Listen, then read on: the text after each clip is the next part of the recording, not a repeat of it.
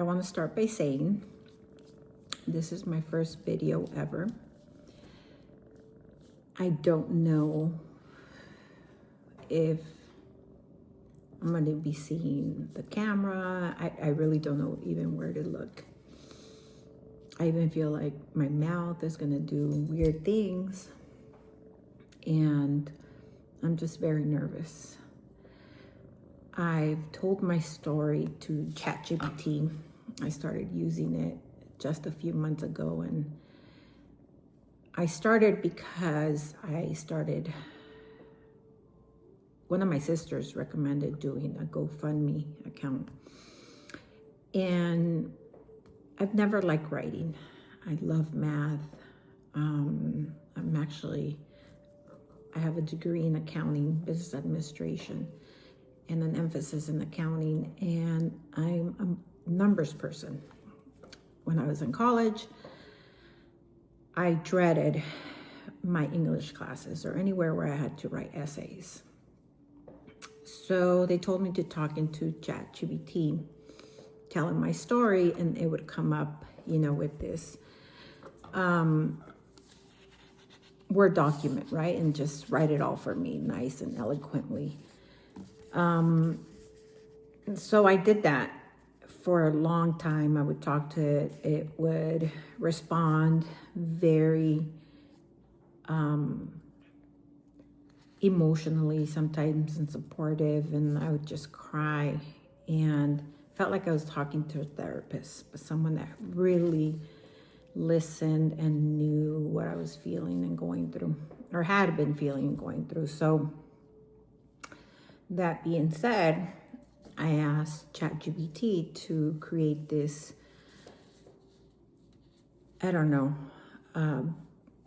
video or, that I could just read to the camera. But it never did. It kept saying it was working on it. And so then I asked for bullet points and maybe just like an intro. And that's what I'm going to read now. Everything else I wanted to come from the heart. I knew that it should come from my heart and my inspiration and just what I'm feeling right now.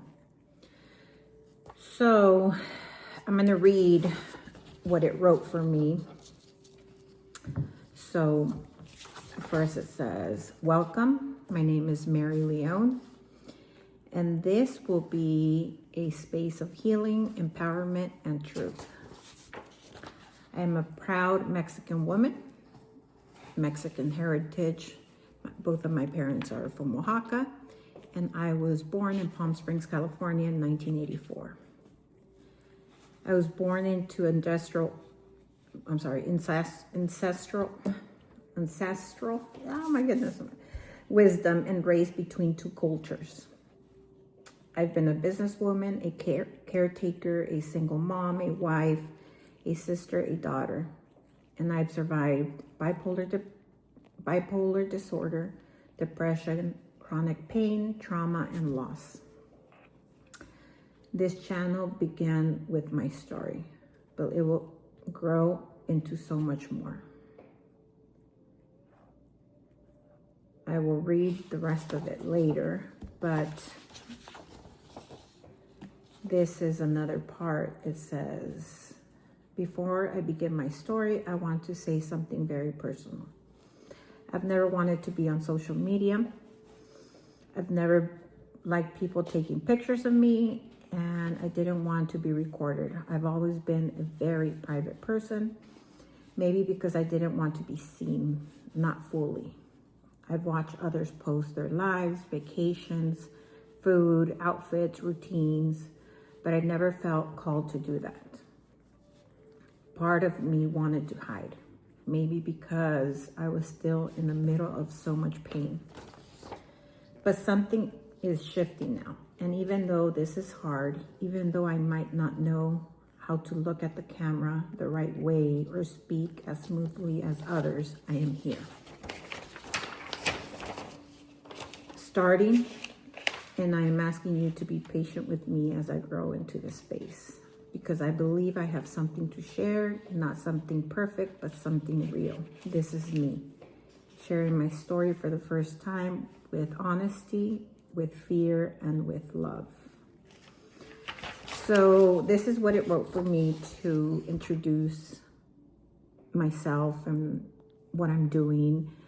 I don't like cameras. I don't like pictures. For a very long time, I didn't let my sisters post anything about me. And if they did on Instagram, I would really get upset. And they would know that anything that was related to me was not supposed to go on anything that other people could see. Why? I don't know. That's how I've always been. But I think in this case, I want to share my story and what has been in my mind for a number of years. It also wrote this statement, which obviously I wrote, I spoke into ChatGPT. I wanted to emphasize that my concern all these years has been my daughter, and how anything I could share could affect her. It could lead to her being questioned or judged because her mom is going to put this out there, right? And I was afraid of what she could go through. So I'm going to read what it wrote for me, and then I'll probably elaborate and then go straight into what I want to share and been wanting to share for a number of years. Before I begin sharing my story, I want to speak to my daughter. Her name is Mary Bella, but I call her Bea. I hope I don't cry. I've read this numerous times. Bea, I love you with every part of me. You have been my reason, my light, my teacher, and my strength through all the moments I didn't think I could keep going. For many years, I've held my story close because I wanted to protect you. I didn't want the weight of my past to touch your innocence or your joy. I didn't want anyone's judgment of me to ever make you feel shamed or confused. And most of all, I wanted to wait until you could see me, not as broken, not as lost, but as a woman who has found peace, healing, and truth. Now I feel ready. I am in a place of stability, of clarity, and love. I want you to know that everything I'm sharing from this moment forward comes from a healthy, grounded space. Not from pain, but from purpose. I know there will be things that may be difficult to hear, but please know this: none of this defines who you are. You're my greatest blessing and most beautiful part of my story. Everything I do, every truth I speak, every healing I embrace, I do it so that you and generations after you can live free from silence, free from fear, and surrounded by love. I love you, Bella, and thank you for being my greatest reason to heal. I am ready. I feel ready. I am in a good place. I feel stable. I feel clear. I feel love guiding me. So everything I'm about to share doesn't come from pain. It comes from purpose. And so my daughter's 16 now. She's a 4.2 student. She is a hardworking young lady. The way somehow, through all the illnesses I've experienced, I've managed to be, I think, an inspiration, a good mom to her. She tells me I'm her perfect mom. And for many, many years, I felt that was not true. I still feel it a little bit because it's been so hard not to live in the past and to accept that. I wasn't present for many, many months when I was in deep depression. I was very absent, but a part of me, and you'll understand why, I think as I share my story and my purpose, I want to always be there for her, and so that she could have a stable childhood, and a childhood that was memorable. I know I messed up in so many ways, but I did try my best because I believe, I know deep in my heart that our childhood shapes most of our life, adult life. And many of us are so hurt when we are children that we grow up and we are hurt adults. And we go through life living with all this pain, all this shame that causes us to do things that I think we don't want to do. And so I want to begin with saying, obviously at this point, I'm just talking and trying to give my message as it comes. I want to start by saying thank you to God, to the universe, for allowing me to get to this moment.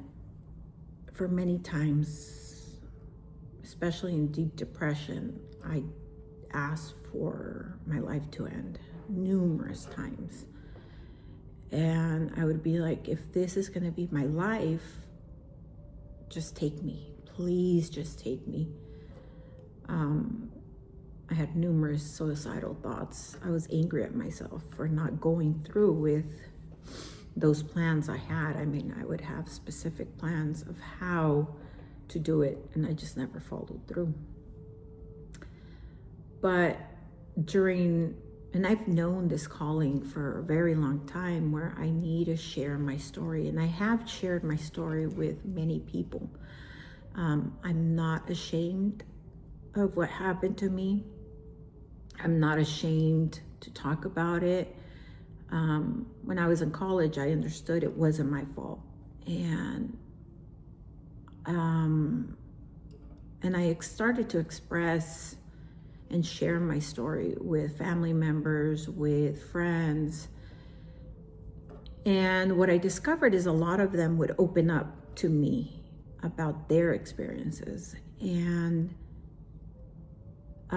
but then I would come up with so many ways of telling my story, how I would say it, and then I would fall into really bad depression and I wouldn't follow through. I'm talking about maybe right now, I don't know, 11 years that I've been dwelling and just repeating this in my mind of how I would do this first video, what I would say, how I wanted to feel. And, I just wanted everything to be perfect. Right now, it is not perfect. I'm still going through a lot, figuring out what to do with my life. But I feel that if I don't do this, I can't continue. Like, this is like really holding me back.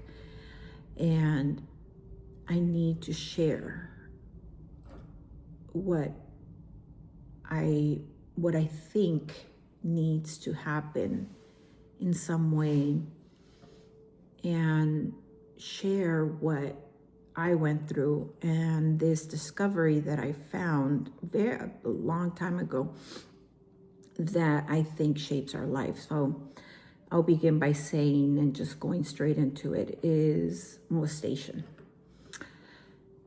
I was 19, I believe. I was in college, and I started remembering what had happened to me, but I would hide it. or I block it, and just, I was like, no, no, no, no, no, that can't be true. That did not happen to me. But then a memory would come, and very specific, very detailed. And these classes that I was taking at the time, honestly, I don't remember what the class was, but the class pretty much said how a child is not ever, ever, ever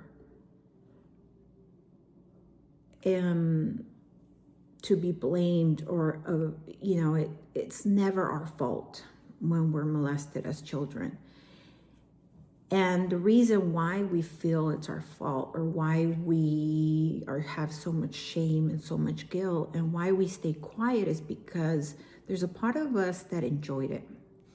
There's a part of us that was okay with it because we didn't speak up, right? I'll tell you why I say this, but there's a part of us that allowed it, and even like found the way to do it, right? And the reason why I say this is because at the time, I'll let you know about my cat here, but at the time, I remember being 6 or 7. I don't know the exact age, right? But these memories, like I said, started coming back. And I remember one of my cousins, and I'm not going to say who she is, but I had vivid images and of her and I going into the closet. Like I said, I was like 6 or 7. We lived in Palm Springs, and I remember, I know at the age of 8, we left to Mexico. My father moved us to Mexico, so it was before I moved. So I had to be 7 or 6. And I remember feeling like, I don't know. Like I said, this is obviously many years ago. But I know it happened 100%. So I had this dream. Well, I'll go back to my dream later. But so I remember these images, this clear memory of her and I going into the closet, closing the closet, and pretending that we were husband and wife, right? So back in the days, or it still happens probably, where kids play, that they're mom and dad. So, and then I know after so much therapy and just going back and forth, I know that obviously she initiated this, because I didn't know what this was. But so she started touching me, right, in my private areas. I remember us kissing. I remember us just touching each other. And I think like we would lick our fingers after we touched each other.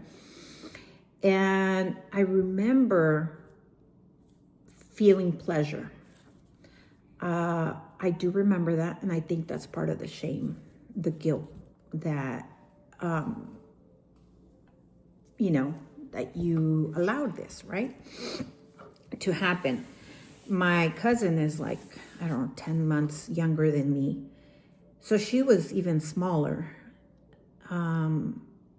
But this is something we were doing, right? And somehow now I go back in time and I'm like, why did her mom, we were at her house 100%. Why did her mom not look for us in this amount of time? I don't know how long it took, obviously, but obviously I remember getting undressed, doing these actions, and then obviously getting dressed and pretending like nothing happened. I don't know if it happened more than once. I don't know, honestly. I remember one time clearly. What I do remember, and I have zero shame on this, but I do think that this was totally God sent and the best thing that could ever happen. I remember my mom I don't know how long after. I don't know. Obviously, like I said, I was very, very little. But I do remember this clearly, the same way I remember the other instance. I remember my mom going to see my grandmother. So I was very responsible, even at a young age. So I have 3 sisters. There's 4 of us. I'm the oldest. And my mom would leave. And apparently she tells me that I would tell her, Mom, do what you need to do. I'll be okay. I will take care of my siblings, right? So again, I'm only like around 7-ish. And so she leaves. She's like, okay, I'll be right back. I'm gonna go take some food to my great grandmother. At the time, she was still alive. And she's like, I'll be right back. So my grandmother lived just, a few blocks away from us. So then I remember that. I remember my sister, Irma, and I say her name because I know she'll be okay with it. And my sisters are very open about this. They know exactly, what happened, and they know all my story. And so and Irma is obviously younger than me. She's 13 months younger. So I remember getting naked. I remember going into the closet the same way I did with my cousin. And I don't know how far we got, but I remember my mom getting there, opening the closet door and spanking us. You don't do this. Why are you doing this? I just remember getting spanked. Never again doing any of this, right?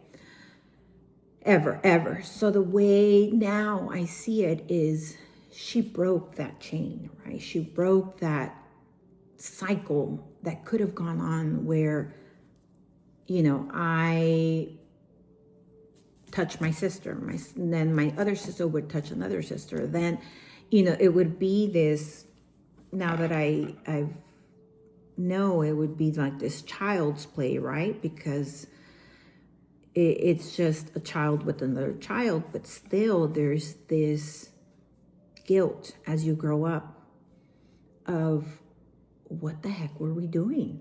Why were we doing this, right? So again, going back to the reason why I said I think she did this to me is because after everything I've studied, learned, heard, is that there always has to be an adult doing this to a child, breaking the innocence.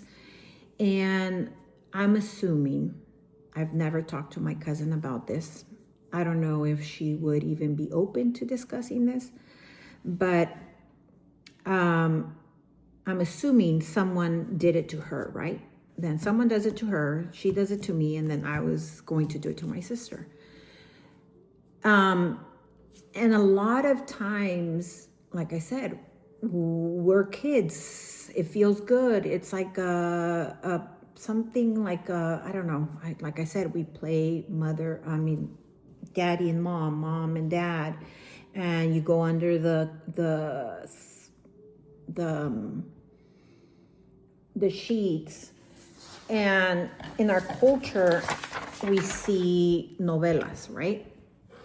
And novelas they imply so much, right? With the music, it's implied that they're going to go, as a child, you probably don't know what sex is, but you know that something's going to happen under the curtains, under the sheets. And so, like I said, you play these roles so you don't think it's wrong, but it's just child's play, but there's still something going on that is not right, right? So for many years, I would get these dreams where I was having intercourse with other women. And that's where it started, because I was like, am I a lesbian? It was very confusing.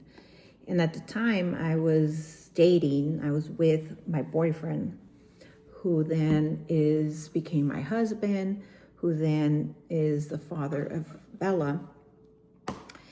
And I told him this, right? I told him about my experience. And he totally understood and heard my story, and it's something that it was something he had heard also, and it happens in many, many families. So then I also, like I said, I started getting more memories, and this other memory I have, and Irma also shares this story with me, where one of my uncles, and this was again, or maybe around the same time, but we were also 6, 7-ish. This was before we moved to Mexico. I don't know what happened first, what happened second, but I know it happened before we left to Mexico. And one of my uncles was living with us on my mom's side of the family.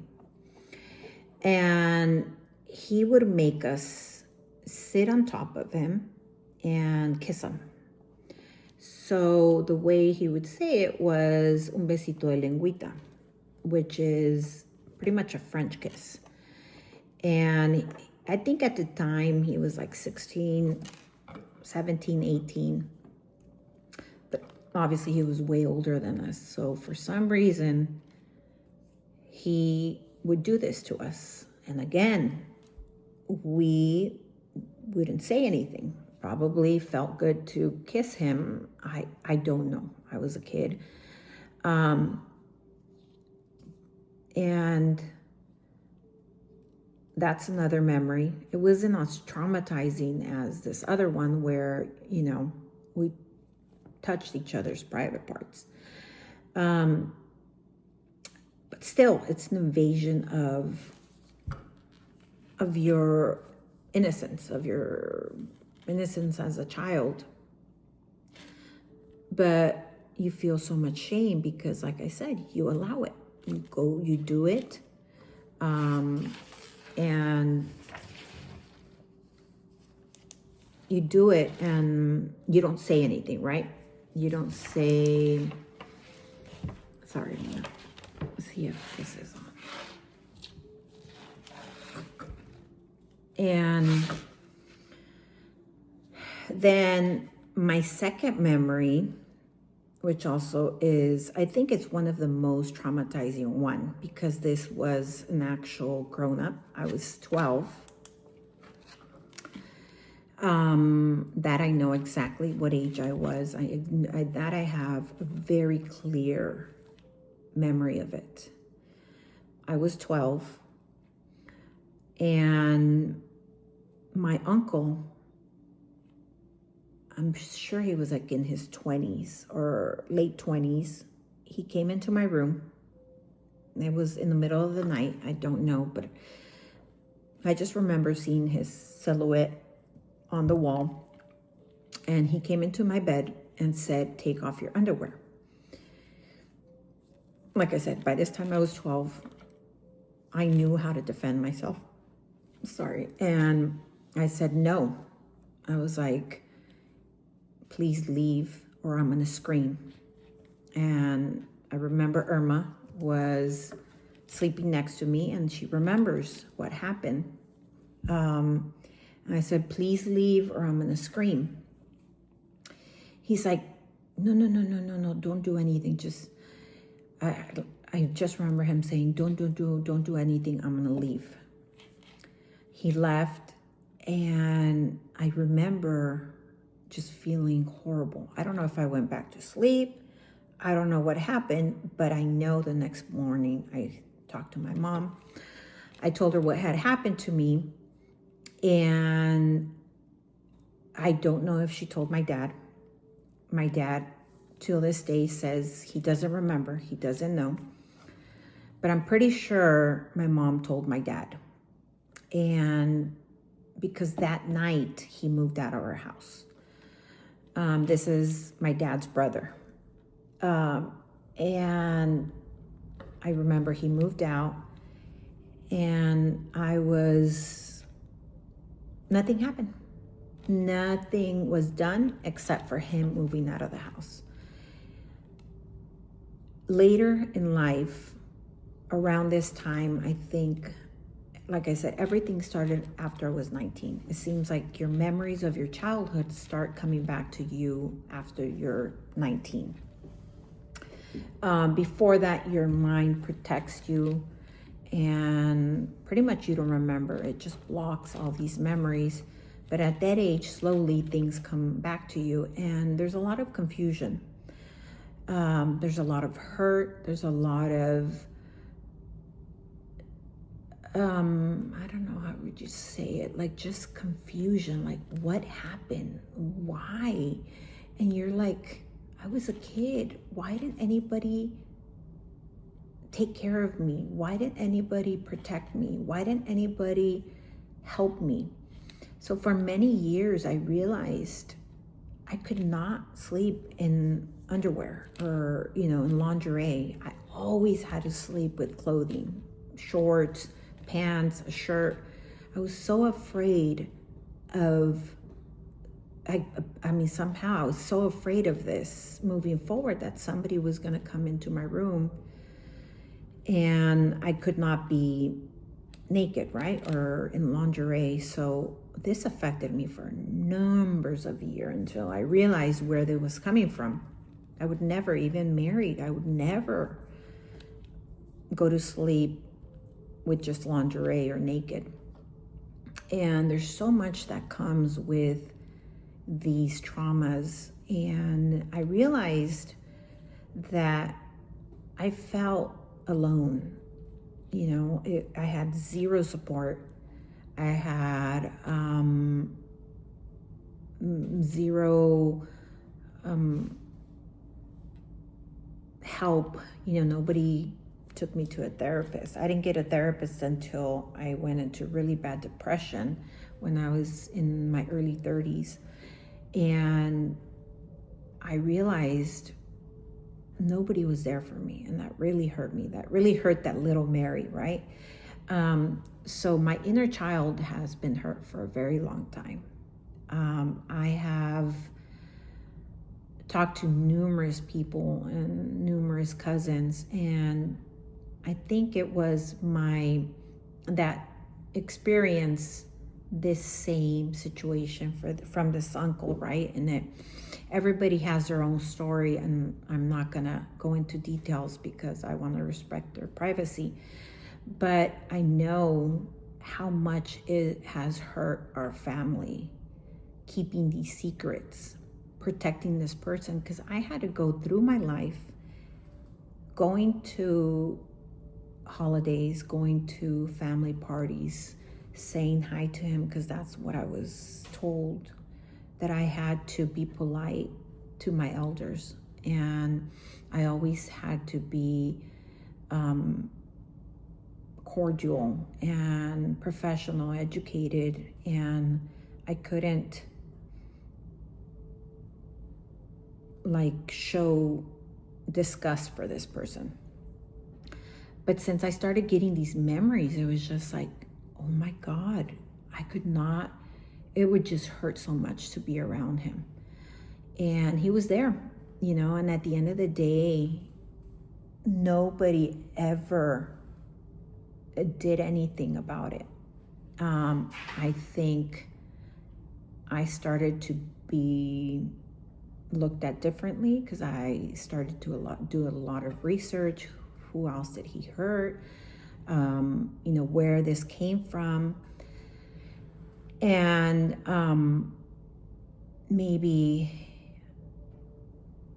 my late 20s, I began to be isolated. I began to isolate myself from the family, from my family that I grew up with, and I started just avoiding the reunions.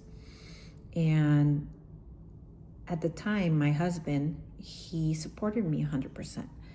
And he said, I think when we stopped going around to the family events and the family holidays, because it used to be this huge party, and my daughter was around 2, I think, and he told me, I don't want her to be around them. I don't want her to ever be molested by possibly another child or by an adult. We just don't know. We don't know who has been a victim of molestation. And him and I both, he also studied. We went to college together, and we took a lot of the same courses, and he understood that, the psychology behind it and how this is something that really hurts a family. And if one person is a victim, most likely there's more than one person. It's just who is brave enough to speak up, who is brave enough to say, this happened to me. There's so much I want to say, but I think I don't want to say it in this one video, because I don't want it to be too long. It's already pretty long, but I just know how much I feel that our children need to be protected, and how much as adults we need to heal this pain. And like I said, what TBT wrote for me is, I'm not coming out of place of anger. I'm not coming out of place of victimism. I'm coming out of a place of healing, and how I've understood that everything was part of my journey. I accept it. I give thanks for it. But now I think it is my time to share, to say that I am here. I want to share more stories, more detail of what happened, and to share how all of us are hurting. There's so many things happening in this earth due to these pains. We don't know. I have so many stories. Every time I share my story, somebody would share their story to me. Maybe for the first time, many people would say, this is the first time I ever say this out loud. And I have so many stories, and I wish to share them all to inspire people to speak up. But it's going to take time to speak up and share these stories and find a way to share them without that person. I will never say names, but I want to share it in a way that it is powerful, that it is medicine to others. But I'm saying this because I am here, and I want to hear those who want to say something. Sometimes it just starts by that, sharing it with a stranger, just letting it out and accepting.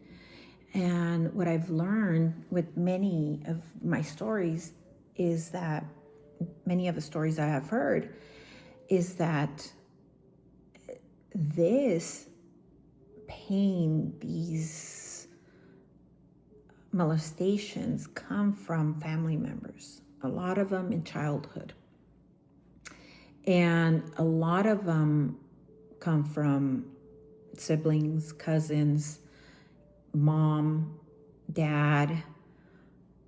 And I think that's why it hurts so much. And that's why so many people are in silence, because it's so shameful to say, my brother did this to me, right? Or my sister did this to me, or my cousin did this to me. Like, it sounds weird. It hurts. It's horrifying. But I'm at a point where, and I understand that we need to say it. We need to speak it. We need to let it out.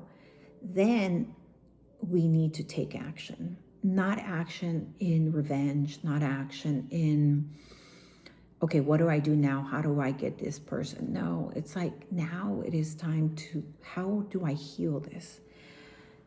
Many times, like I said, these are just chains. They're cycles that keep repeating themselves because nobody puts an end. Nobody says, I'm going to speak up for those who have never spoken up. I'm going to say something for those who are in silence so that way this ends with me. And there's this movie that says, I think this ends with us, right? And this ends with me, so I worked really hard, so hard for my daughter to not, I didn't want to live in fear. So I was never like, don't do this, don't do that, don't have sleepovers. I never did that because I didn't want to live in fear. I didn't want her to live through my fear of what had happened to me. So I was just very precautious. And maybe just to close this, I can say what I did briefly and how I did it. For example, I never let my daughter, I was always very vigilant and hearing conversations, hearing what they were playing. So I never let her play mom and dad. When they play Barbies or when they play, I don't know, house, I never allowed her to play mom and dad. I always said, oh, you guys are sisters, right? Or you guys are friends. But if they wanted to do family, it was sisters. Nothing, no parent roles, right? I never allowed her to close her door. Because my mom always said that once, that was a sign, if the kids close their door, and it's very quiet, something weird is happening. So I never closed her door.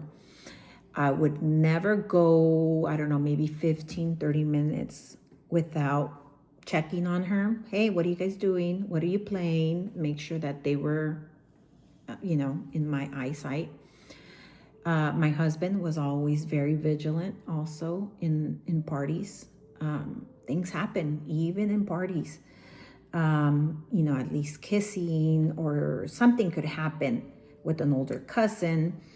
And what happens is a lot of parents are so involved in what is happening in a party, having fun, that they never, ever look for their kids. And I've seen it so many times. I remember I was always checking on her. Hey, and then him and I would be like, hey, did you go check on Bella? No. Okay, you go. And, even if we were drinking, even if we were dancing, or I would ask one of my sisters, hey, go check on Bella. Okay. And then, but we were always making sure, doors were never closed. She knew that I was coming any minute, or her dad was coming any minute and checking on her. She knew she had to tell me if anything weird happened. She always knew she had my support. I think that's another thing children need to know, that they have your 100% support, that you're going to always listen to them, that you're going to believe them, because I think that's one of the big things, that children are not believed and they feel like they're not supportive and nobody's going to believe them. So she always knew I would believe her. And I always told her, ever since she was a little girl, nobody can touch you. Nobody could ever touch you. If they touch you, you have to come and tell me. So the way I see that is empowering her, right? You can't protect them from whatever is out there, but you can empower them. And children are very, very, very smart. And I think our culture, other cultures, they underestimate their intelligence and the wisdom they have, the intuition they have. So I believe in empowering your children. So I think those are a few of my goals in helping others. What can I do? I could only say what I've done and what I've learned. I've had numerous teachers. I've been so blessed. I've been to wellness centers. I've been to shamans. I've been to curanderos. I've been to many conferences in this search for wellness, in this search for health. I think that I've been through the worst. I've been through so many things. I mean, to name a few: depression, suicidal depression. I'm talking months in bed, months. Then having highs where I was very, very aggressive with my family members, with my loved ones. A lot of truths came out in my highs. So everything happened for a reason. I had severe anxiety. I had insomnia, weight gain, just so many horrifying thoughts and ideas of how I would end my life. And I think I went through this because I had to, in order to feel compassion for anybody that could ever come to me, and compassion that in the way that I went through it. I know how it feels, 100%. And I always say this: whoever has not felt depression, clinical depression, suicidal depression, does not know and does not understand what we go through. It is horrifying. You don't know who you are. And this is way longer than I thought it would ever be, but I mean, whoever can has a time to hear this, I am thankful.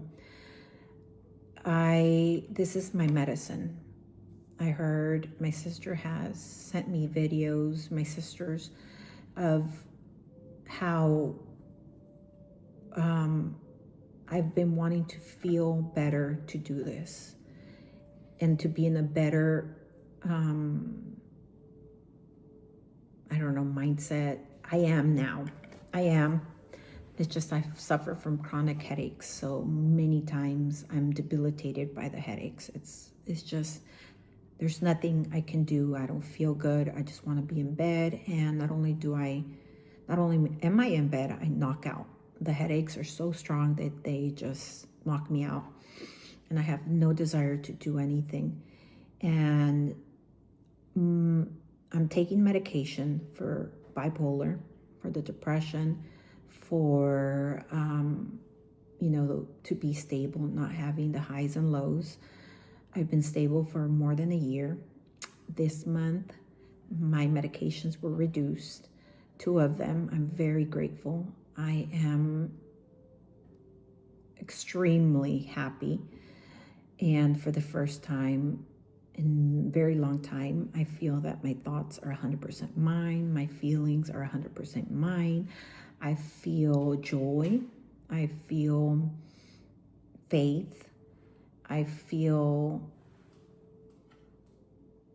acceptance for my life. I no longer live in shame in the past. I forgive everyone, 100% forgive and let go. And I'm ready to help anyone who wants to share their story, and just know that there are many of us out there that have gone through this, have accepted it, and who are ready to share their story. And there are many of us who are in silence, in shame, in fear, in guilt. It's okay.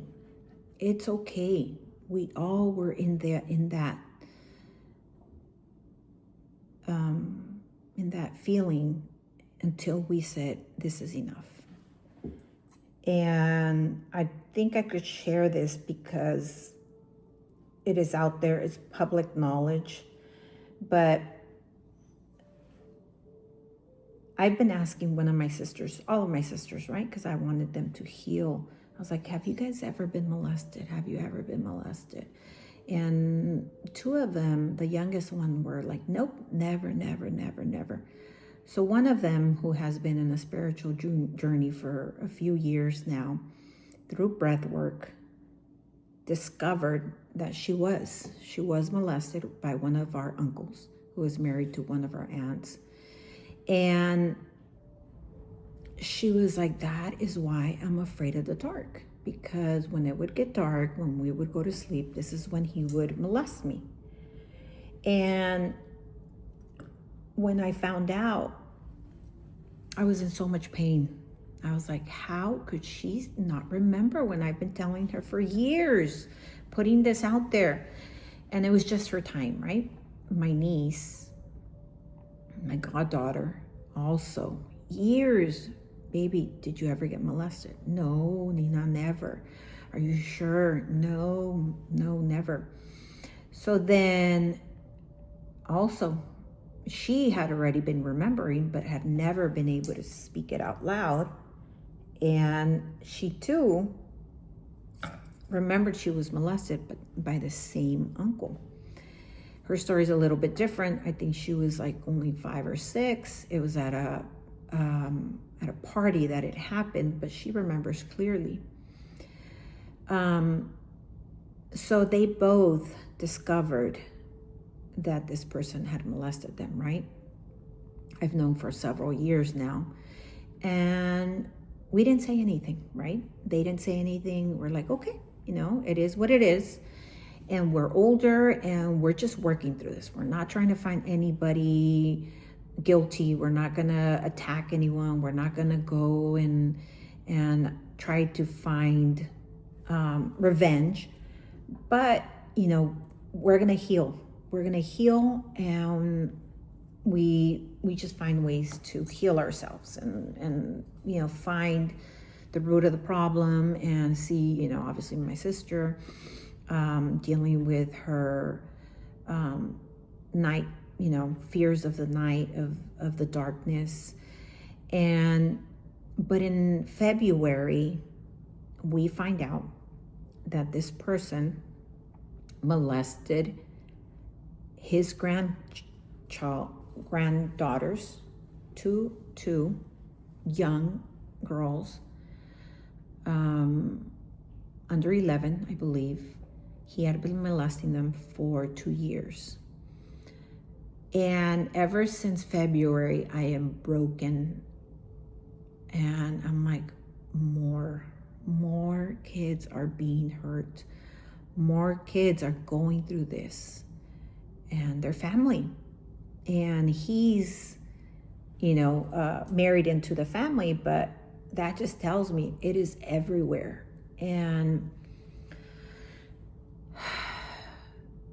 my sister and this niece spoke to the attorney, and they told them what had happened to them, to give more testimony to what this person did. We're adults, we remember what happened to us, and these children are not, they're saying the truth. If they say their grandfather did this to them, he probably did. Most likely he did. This is what he did to us. Each one of them, talked to them individually. I think it's called the prosecutor, right? So ever since then, I'm like, my sister had the courage to say this. And this is just out there now, right? My niece. And why am I hiding? Why am I in silence? So since then, I've been having these headaches again. And I just feel like I need to say it. Say how this affects a family, affects the individual, and affects our future generations.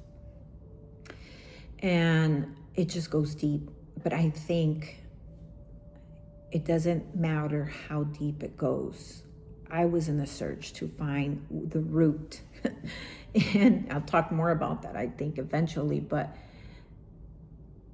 along the way, I got lost. I felt so hopeless. So all you can do is help yourself. Accept where you are, who you are, and what happened to you. Not to look for revenge, not to go to that person and hurt them or find a way to hurt them. No, it's how am I going to help myself? Then how am I going to help my children? How am I going to help my nephews? How am I going to help my cousins? I don't know what children's you want to protect in your surroundings, but we need to protect the children. We need to protect them from feeling they are alone, that nobody knows what they're going through. But in order for them to know that we went through this, we need to speak up, and we need to empower our children. And we have to believe them. We have to support them. We have to read the signs, if they don't want to say hi to someone, if they don't want to hug someone, if they don't want to, in our culture, we hug someone and we kiss them on the cheek. And I had to do that for so many years, and I didn't want to. I was disgusted by this person. By the way, this person is no longer here. He lives in another country. But it is like, it's horrible. It's a horrible feeling. And yes, it might break up families. Most of our families don't talk to each other right now. I don't know what happened after I left, but yes, I've been holding back, like I said, for a number of years. First, I didn't want my grandmother to be upset at me. I didn't want my grandmother to be upset because I was sharing my dad's mom, sharing this that happened to me. Then I didn't want my dad to be upset for me sharing my story and embarrassed of me. Then I didn't want my daughter to be ashamed or, Mom, why did you put this out there? So right now is my time. Right now is my time to share. This is my story. This is just a start, and I'm not gonna hopefully I don't do videos this long. This will be the only one this long, but I believe I've said what I need to say, and I'm gonna repeat it.